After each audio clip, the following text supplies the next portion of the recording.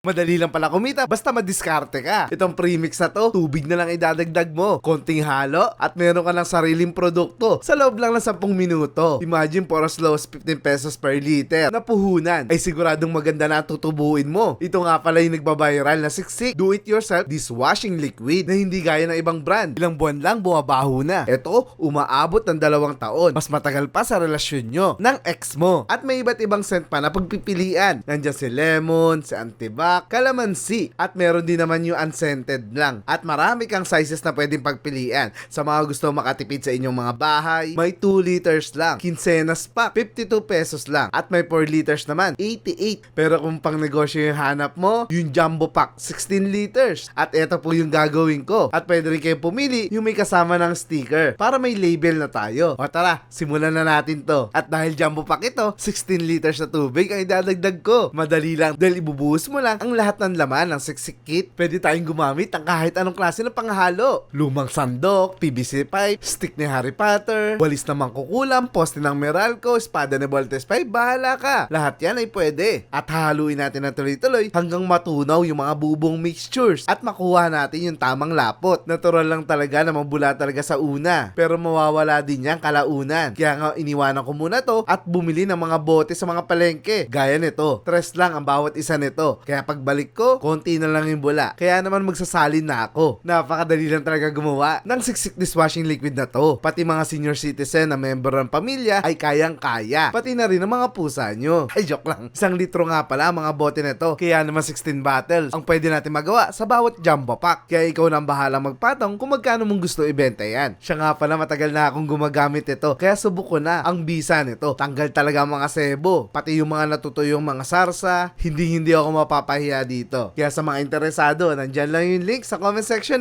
para sa the best na produkto.